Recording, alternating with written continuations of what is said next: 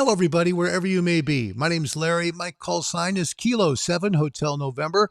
I'd like to welcome you back to my shack here in the Pacific Northwest. This is a special edition of Ham Radio Live. Yeah, special as this. Every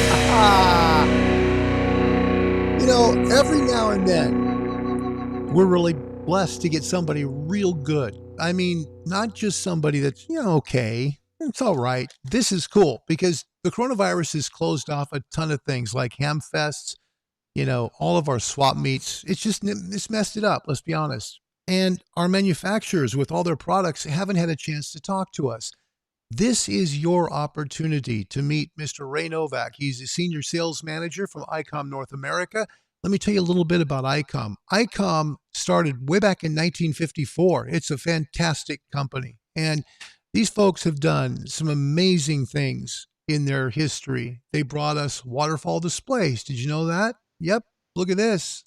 Here's the old Icom 746. Look at that. That's from the 80s. That's way back in the 80s.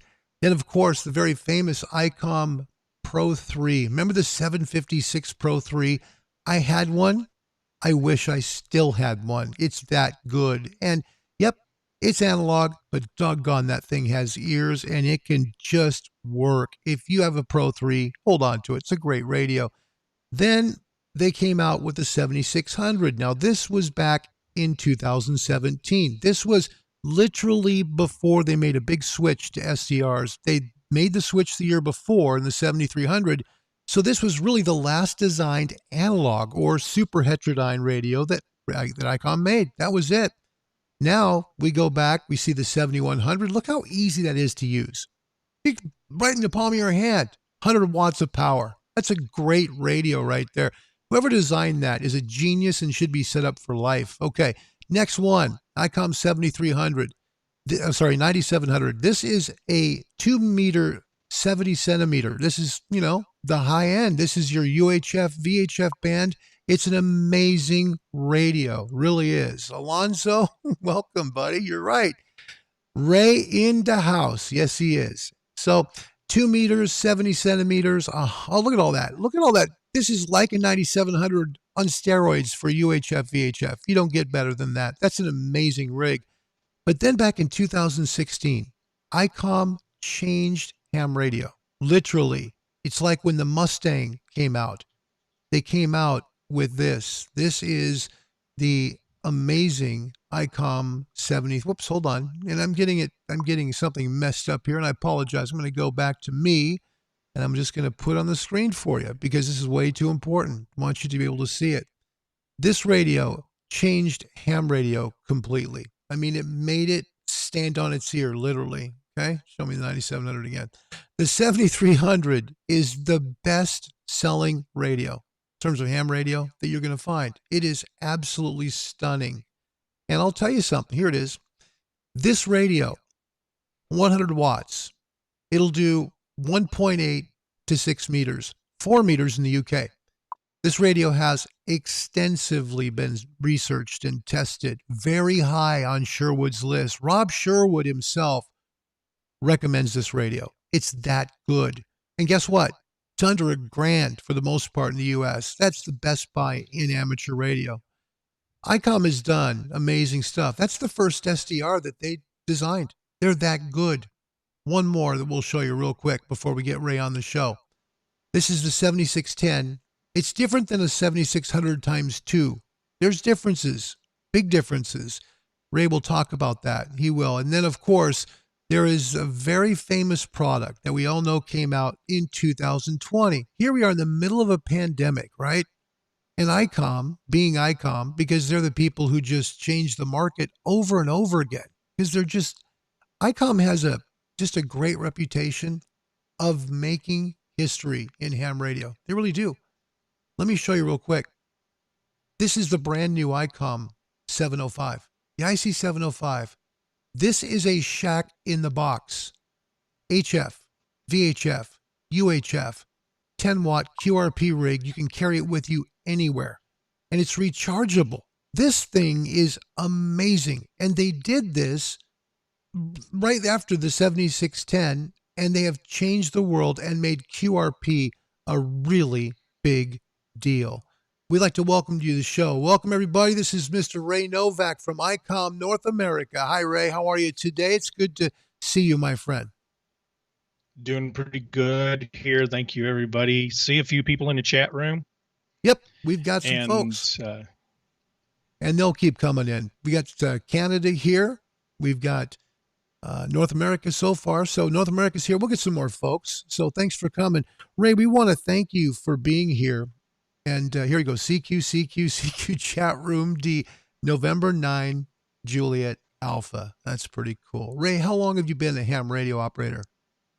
got my ham radio license when I was working at MFJ Enterprises back in '89. So it's been a few years. First call sign. I mean, everybody's got to remember their first call sign. Mine was KB5KCL. Moved to the West Coast working for ICOM 27 years ago. KC7JPA was the call then, and then finally got the 1x2 for contesting, November 9, Juliet Alpha. That's great. Well, we'd like to welcome. Mine was A7 Gum. That was my first call. Alpha 7 GUM. If you have any questions for Mr. Novak, folks, please put them in the comments section. We'll be happy to address it. Got a really nice comment already from Canada. Victor Alpha 3, Foxtrot Union Charlie. All my friends love the 7300. Great HF for the first time ham. What are your thoughts for first timers, Ray? You make so many products. Person gets their license, they work real hard. What do you recommend to start with that ICOM makes for them? It's really going to depend on what they want to do, whether it's going to be VHF, UHF, dual band, or if they want to get into HF operations. It really surprised me while we said the 7300 was an entry level SDR, meaning that it was just a basic box with direct sampling. Never expected, because of growing up and seeing you go buy something used, you buy as cheap as you possibly can. And then you end up spending a lot of money adding on different things like filters, power supplies, and to enhance the radio that you originally bought. Yeah. Today's hams think differently. Today's hams think about value. And the 7300, I've seen so many people saying that they're a new general. Their first HF radio is the 7300 because the sound card's built in. You've got a decent antenna tuner built into it. Mm-hmm. It's small and compact. So if they want to do field day or they want to do a POTA activation, it's a nice box to take. And they've got 100 watts out. Yes, and absolutely. When you take a look at something like our entry level HF radio, the 718, which I know a lot of people cut their HF teeth on, you've got to add the high stability crystal oscillator. Well, the 7300 has that standard. You have to add the tighter crystal filters. 7300 does all of that in the FPGA and the DSP. So those things that you had to add on to that other radio, you no longer have to do that. So it's been a great value product. I've seen a lot of people, even Bob Hiles commented that it is probably the best bang for the buck right now for an HF radio. No question. Yep, no question. It is so much for a person who wants to get themselves on amateur radio, their first time on ham radio.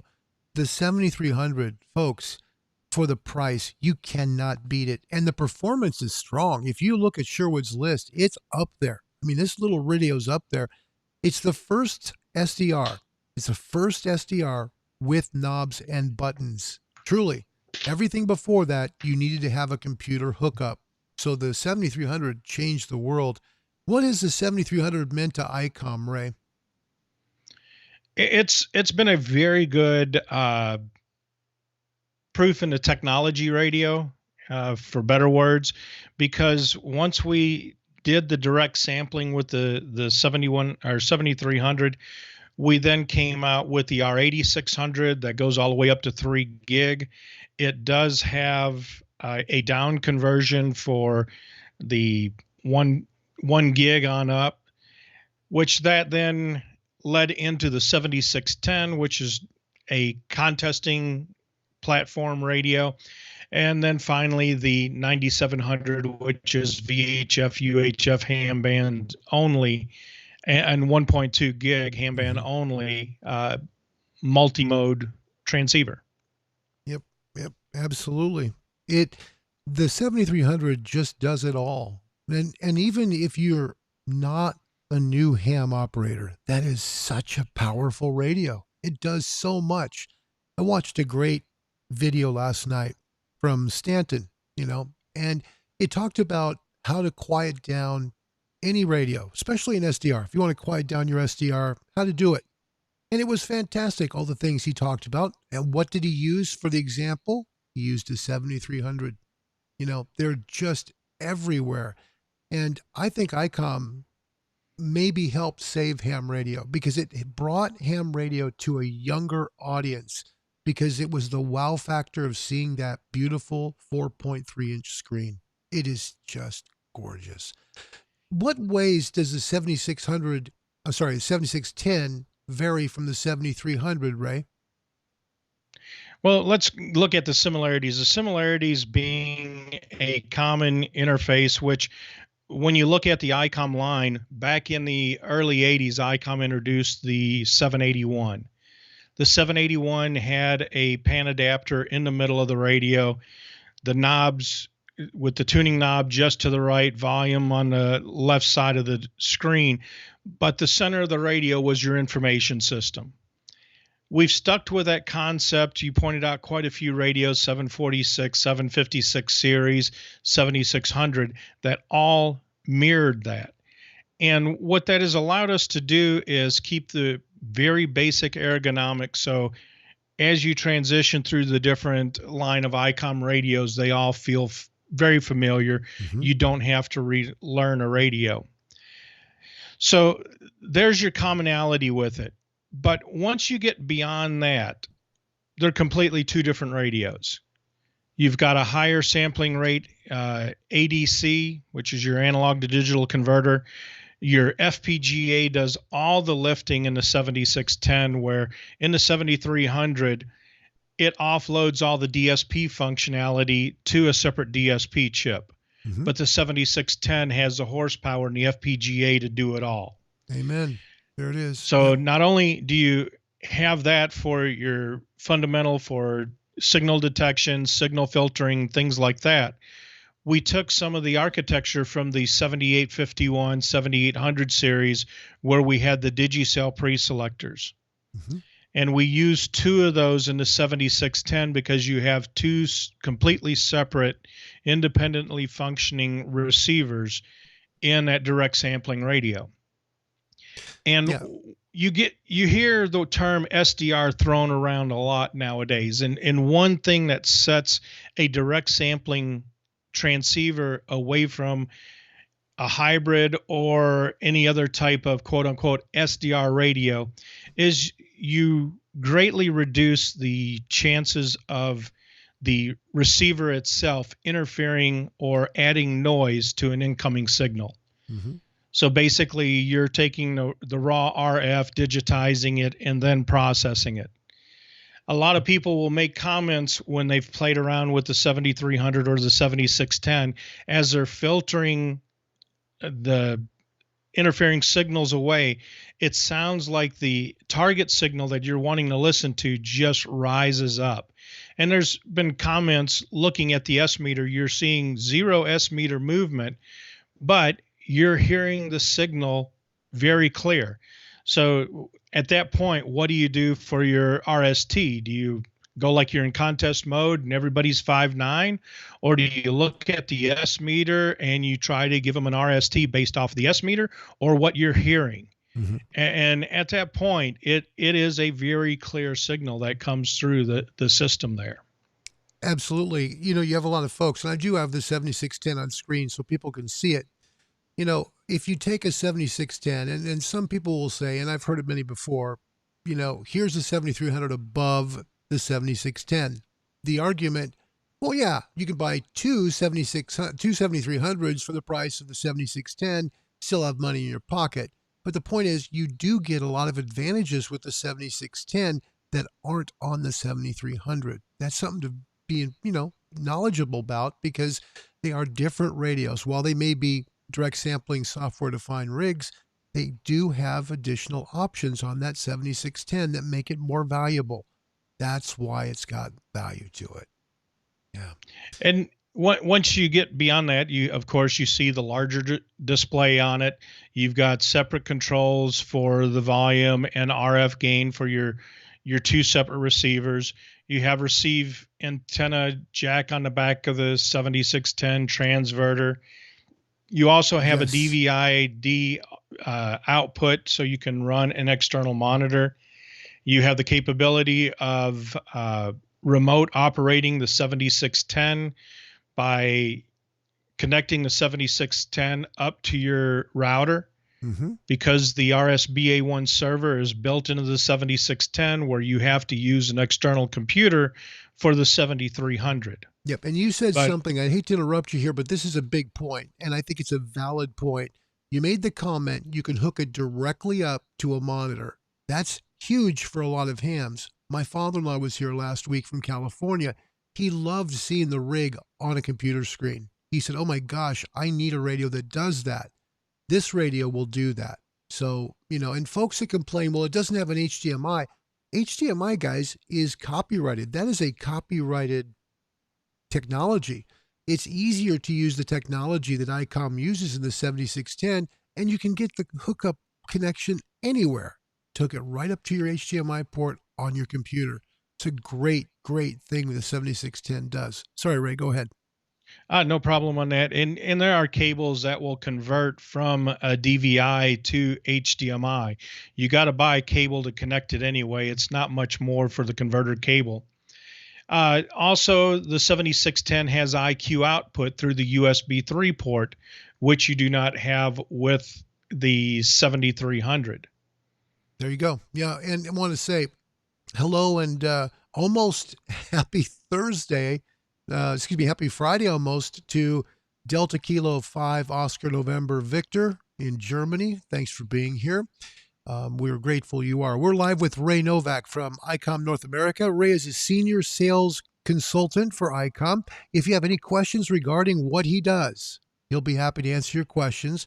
Please put them in the comment section on this live stream. While he's here, he'll be able to answer those. Ray, you came out with a 705 this year, and there was like a huge line of people that were pre-ordering that radio. I mean, what have the sales been like for you guys on the 705? It just seems amazing.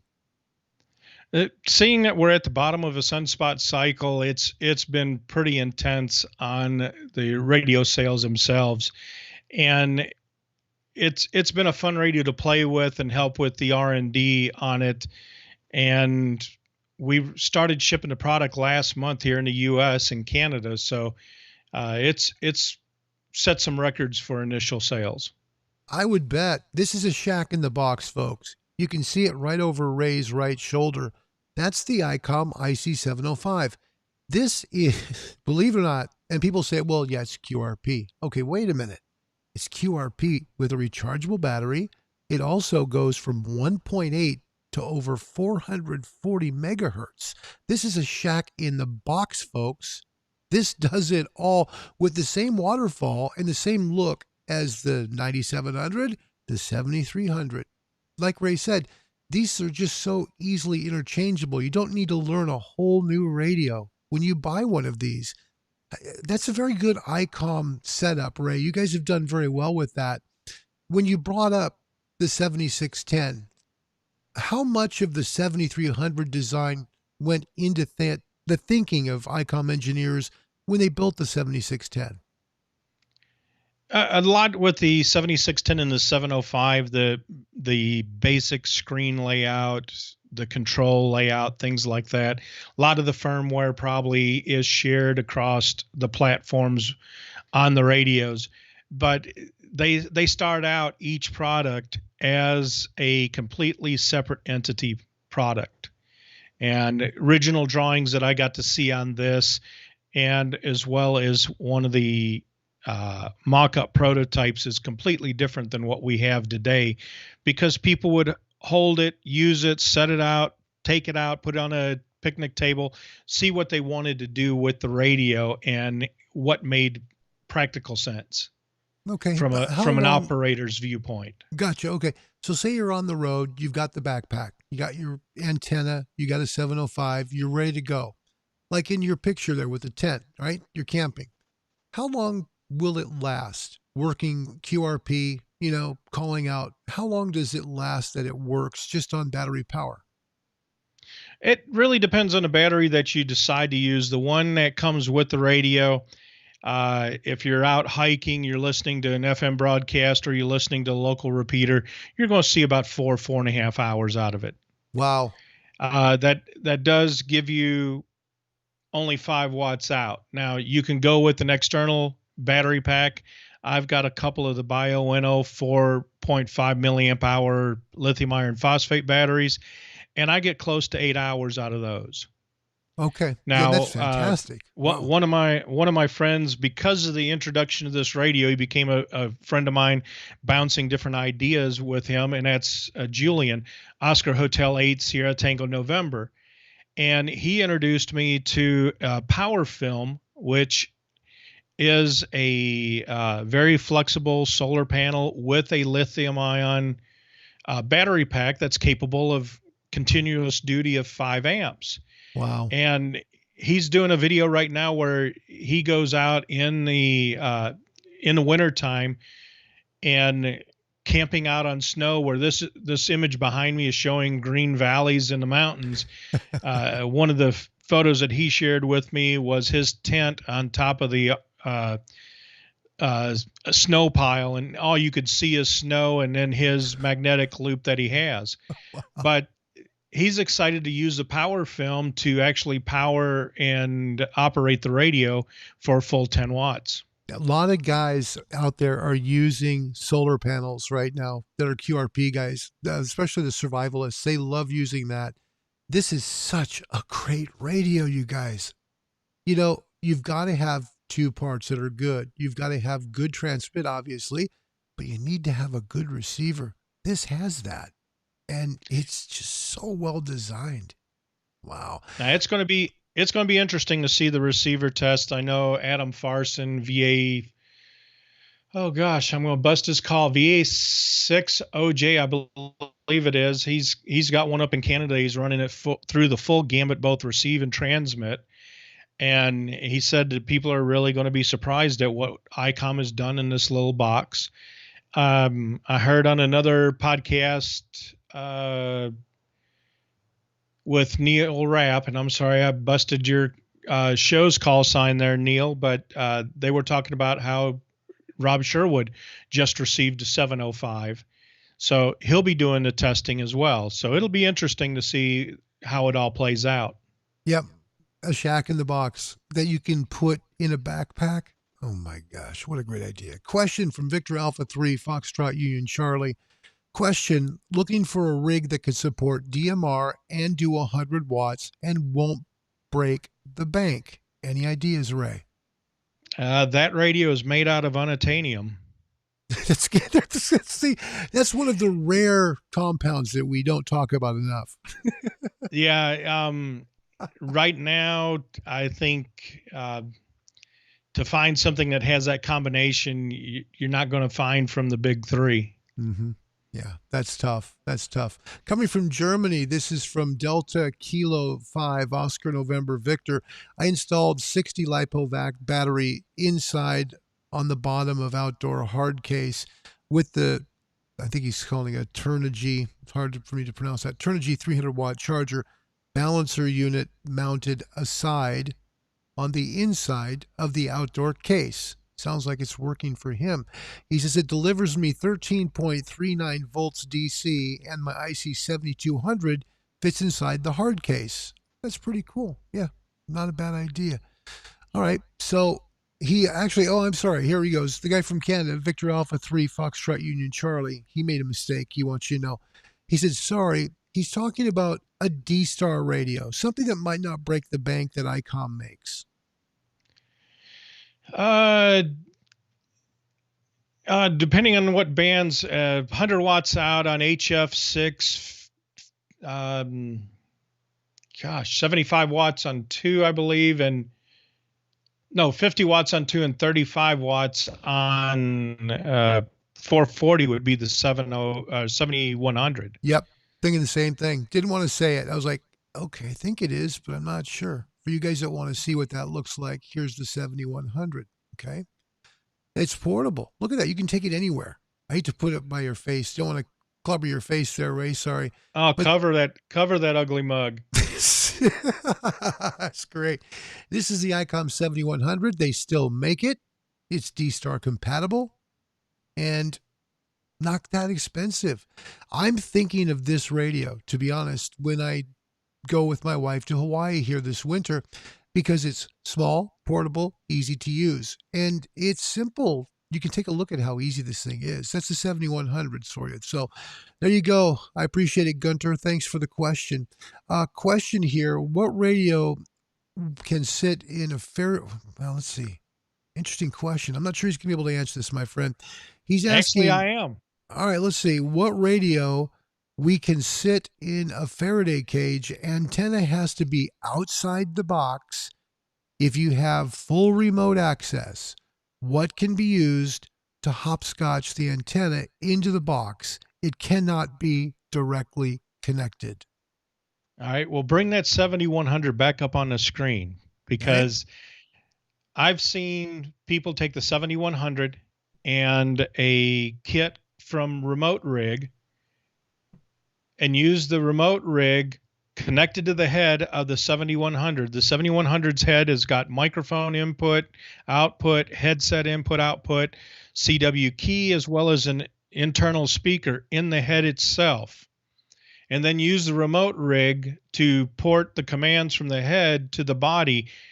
You can go anywhere in the world with the body and have it connected to an antenna.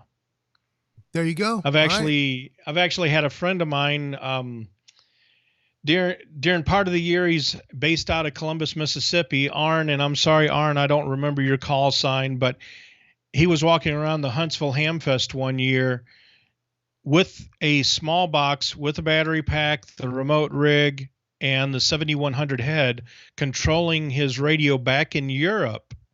That's using cool. His cell phone as a hotspot. That's so cool, man. Oh, so the technology's out there to do these kind of things. Yeah. Yeah, I think that's great and very good point. Thank you, Ray, for that. If you have any questions, folks, he's only going to be here for a few more moments. Ray is a busy guy, but he's taking the time out to answer your questions. So please keep them coming. Put them on the comments stream, and we'll make sure and ask Ray Novak from Icom North America. Ray, going on to the 9700, okay, we're talking now completely, VHF, UHF. When that came out, was it basically kind of like a bookend to the 7300? So you have your 7300 on one side, your 9700 on the other, and now you got basically all the ham bands between them. Well, hams are a funny group. We came out with the 90. Well, let's go back a little bit. We came out with the 746 series that had HF6 and 2. Oh, that would be the perfect radio if we added 440. Then we came out with the 9100 that had HF6, 2, and 440. But the price of the radio was close to $4,000 when it first came out. And when it was discontinued, it was roughly $3,000. The one thing that we focused on doing for the radio is not to hit a price point, but to hit a performance point. Meaning the technology, we did not want to cut corners on the design. We didn't want to sacrifice the performance on VHF or UHF. I mean, at that same time, there were some of them out there that customers will tell us, great, you guys don't have a birdie on the downlink for AO50. So we can actually use your 9100. Well, we came out with that. Everybody was telling us about it was too expensive. So the 7300 comes out as a bargain, $1,500 when it first came out, being a direct sampling SDR. Then we started looking at how do we do a companion, and it just made sense to make one that looked exactly the same size box, same footprint, takes up less space than our old 970, which was everything VHF on up in a box. And these two can sit side by side in a 19-inch rack mountable type case, and it gives you 3 bands simultaneously. So you can either be HF or 6 on the 7300, 2 meters, 440, or a combination with 1.2 all at the same time. Now, for those that are getting into VHF contesting, which is the new hams contest, really, because you don't have to have the huge antenna farms like you do for HF. You can work 6 meters, 2 meters, 440, and ask if the station that you're operating, if they have any of the other bands, use the 7300 to drive a transverter for 220-900 or anything above 1.2 gig. And it keeps it where you're not just tying up either one display, one radio for one band, or transmitting on one and not being able to receive at the same time. Yeah. Yeah. The 9700 was a big hit too. Huge hit when it came out, and still selling very well, by the way, I might add. Ray, I have a question for you. This is one from me. So can I ask you one? This is one from me. Sure. All right. Sure. You guys make a really high-end contesters radio still, which, you know what, I dig because I love superhets. I do. The 7851. Will you talk a little bit about the 7851, because it has everything a high-end contester or serious DXer would want. And it does. It is for your big multi type stations. I know a few of them on the East Coast.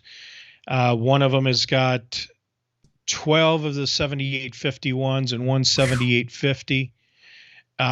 Huge antenna farm out there, and they've been running the 7851 for about 6 years now with zero problems. They run them really hard. They don't have any interference issues, crosstalk between the bands or anything like that. So it's a combination of the radio and the actual station design itself. But that is for the high-end type contester, where you see a lot of RF, high-powered RF in the area or even in the same town. Yeah. And there's a picture on this. I mean, I've got guys that are like, well, I want to get a 7851. And my next question is, what kind of antennas are you connecting it to? Because really, great question. I want you to get what you really can give you the best value. And if it's a 7610 and you spend more money on aluminum in the air to get you your contest station you want, then that's the way I'd like to see you go. Because if you spend too much money on the radio, but you don't have good antennas, the first thing they're going to complain about is, well, this radio isn't hearing how I think it should. Amen. So, Amen. Yep. And you know what? He makes a valid point, especially for new hams. I'm sure everybody wants the biggest and best. You know, I started with a 7300. Now, to be fair, it was noisy, okay? But then I got another radio, and it was noisy. And this went on and on and on. Then we found out the reason. My neighbor has a waterfall volume pump controller that's spewing RFI at S6, okay? It wasn't the radio's fault. Never was. It was the fault of that stupid pump. So my hope is to buy another 7300. I just think it's just the most amazing buy there is on the market. Anyway, questions coming for you. Adam Van Dyke, November 4, Alpha Lima Victor. Any more info on the ID52A? Right now, fingers crossed that we'll see it start shipping before Christmas. That's all I've got right now. Okay. He asks also, will it do APRS? It will not do your traditional APRS. It will do DPRS over D-Star, but we do not have a TNC modem internal on the radio. Okay. Very good. From Germany, Delta Kilo 5 Oscar November Victor, my still all-time favorite Icom HF-based transceiver with screen display is the IC-781. Yeah, that's pretty cool. Do you know Richard Stubbs over at MFG? I got to ask you that. Yes, sir, I do. He is a good man. I love Richard. He's such a nice guy. Very special. Yeah, in fact, man. I saw him a couple weeks ago. Went to see some family, my wife's family in Mississippi, and I went there a little bit early and was able to work remotely and spent one day to go down and visit with the folks down at MFJ, because that's where I got into the ham radio industry and as well as the hobby. Yeah. They're such good people. MFJ, those people are so kind down there. And they're a company that I highly recommend for people because they make just about everything you need to make your radio better. Now, Ray, there's a great story for you. I saw an ad for a radio just yesterday where the guy was going to be getting off of HF. HF was just not what he thought it was. So he's going to sell his radio. Not going to tell anybody what radio it was. He's going to sell it. I'm looking to buy a radio. So I saw that, but then I thought, wait a minute, why is HF not working for you? So he gives me a call on the phone. We talk because I want to try and help him. Turns out he's trying to use an end fed at 20 feet high. And I'm like, okay, that's why your noise floor is so high. You need to get that end fed up in the air and away from the ground because you're getting way too much reflection. He hopefully will stay on the air because he's such a nice guy. Folks, radios, what Ray brought up is so important. You can buy the most expensive radio in the world and have a crummy antenna, and it doesn't matter. Work your way backwards. Get a good antenna, decent feed line, then buy a radio. Work backwards because you won't be happy unless your antenna is a good one. Doesn't matter how good the radio is. And that's actually been one of the fun things with the 705 because I've been experimenting with a lot of different antennas. About 3 months ago, I did a video with the guys from Amateur Logic TV and introducing the 705 and showing features on it. But one of the side videos that we did, which aired on the Amateur Logic TV show itself, was the difference between SOTA and POTA type antennas, and getting an idea what you can have fun with other than trying to just throw a wire up in a tree. Yeah. And we had a couple of verticals. We had a couple magnetic loop. And that's been a lot of fun just experimenting. I've got a few more that I joke around on social media, found in my trunk, and I got a few guys that I think that are going to try to steal my vehicle because it's got a magical trunk that everything shows up in. That's great. From Germany. Thanks, Gunter. You guys made my evening here. Thanks for making this happen. And Ray, thank you for doing what you're doing. Last minute calls for Mr. Ray Novak from Icom North America. He's here to answer your questions. Remember, those ham fests have been closed for a while for the coronavirus issues, right? Well, here's your chance. Icom is the most innovative ham radio company there has been. They literally reinvented ham radio with the 7300. That's, you know what? I know a lot of hams get mad about that statement, but you can't argue the sales success. It just rocks. That thing is so good for under $1,000 in the US right now. There's nothing like it. Nothing. So anyway, if you have some questions for him, that'd be great. Ray, tell us if you would. We do ask this question a lot when we make QSOs. What is it? Can you tell us a story from your ham radio life about why you like being a ham radio operator? The people. Plain and simple, the people. It doesn't matter what their everyday life is, their job, their vocation, whether they're retired, or they work at the Mayo Clinic, or they're leader of a country.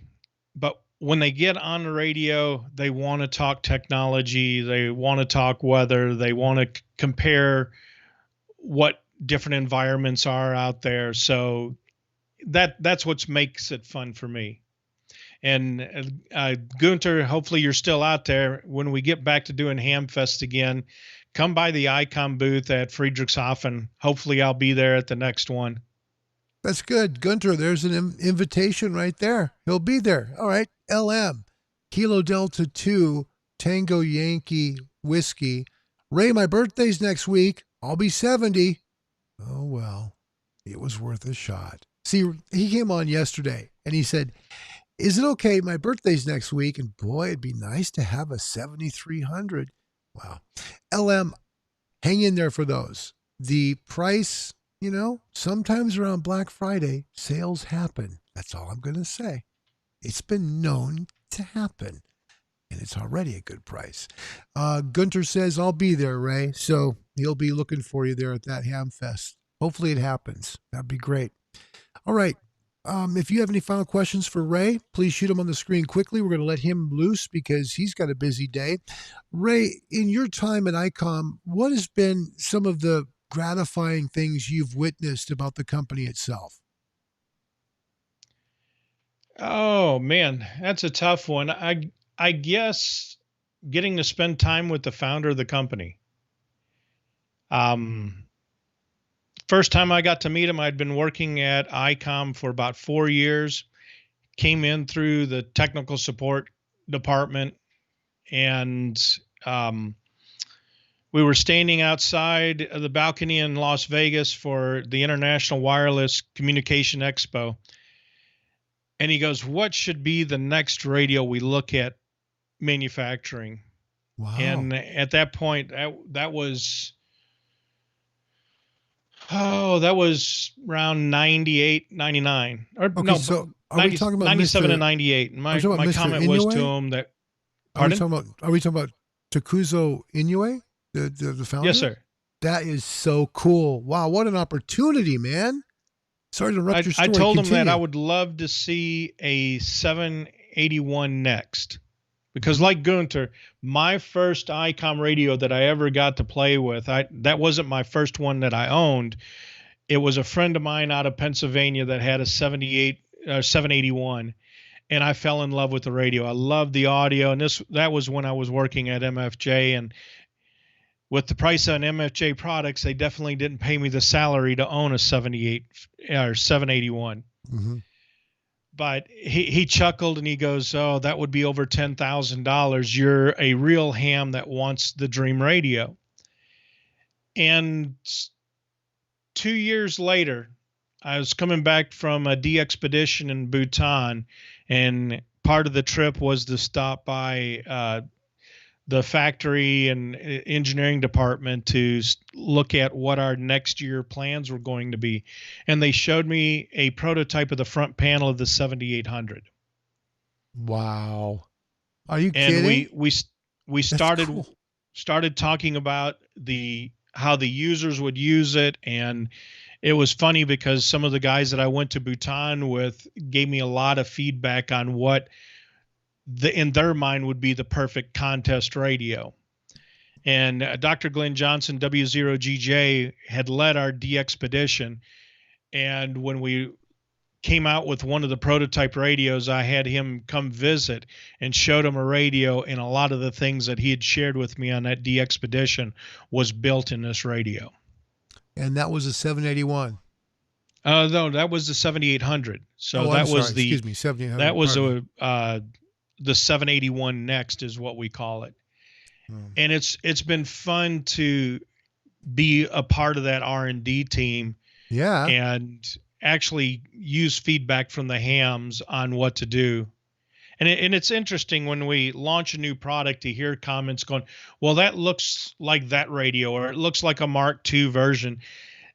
Just because the outside or the front panel does not change does not mean the technology inside the box does not. Mm-hmm. So when you've got a good user interface, the last thing you want to do is completely move all the knobs and put them in different configurations that you're uncomfortable with. Well, I'm showing on screen here while we're with you on here, the 7800, so people can see it. This is something that Ray had direct input on ICOM manufacturing. Isn't that cool? Wow. Ray, this is fantastic. I mean, I could talk to you for hours about stuff. It really is really cool. I think a lot of folks have been truly, grateful for your time today. So we want to thank you for coming on the show. Any last words? Anything you'd like to tell the people in ham radio about Icom North America, your products and what you do? Because you don't just do amateur radio. You also do marine radio. You do lots of things for the government. I mean, you folks are very active. It's not just about amateur radio with Icom. No, in fact, amateur radio is one of the or five divisions now. We do the commercial two-way, the marine division, aviation for general aviation portables and panel mounts, and now our new network radios, which are IP and LTE based products. Yeah, a lot of stuff that ICOM is doing. And what I like about what he said, and I think the part that, out of this show that I'll remember always, is the price point wasn't the part that was important. The quality was. We wanted to make sure it was a good radio. That's a big statement. That's a really big statement. Quality is very important to ICOM. Ray, we'd like to thank you for being on the show today. Thanks for taking the time. You're a good man. All right. Thank you. Yeah, thank you, everybody that's watched from Germany and Sweden and the folks in Canada. See, Canada didn't forget you this time. We have folks all over the U.S. as well that have got a lot of knowledge here from Ray, who started the show with 3CQs, Chat Room D, November 9, Juliet Alpha. So if you ever make a QSO with November 9, Juliet Alpha, you better be nice about ICOM. I'm just kidding. He'll be a good guy, whoever you are. All right, everybody. Thank you. Ray, we'll say goodbye, but I'll be right back with you, okay? All right. Thank you. 73, everybody. Yep, there you go. That's Ray Novak from Icom North America. What a gift. I want to thank Icom for doing such a wonderful thing in allowing us to have Ray Novak on. Also, would like to thank Ray himself for what a wonderful thing he did to spend time with all of us today and tell you about Icom products. Yep, things have been kind of slow because of the coronavirus, but we aren't done doing ham radio. Okay? That's why we saved this. We made the last two shows 69A, 69B, because 70 is just an ICOM number, right? 70. Starting with a 7, it's good stuff. Show 70 is done. Thanks for watching, everybody. Until next time, God bless you. Thanks for watching Ham Radio Live. We'll see you next time. Goodbye, everybody.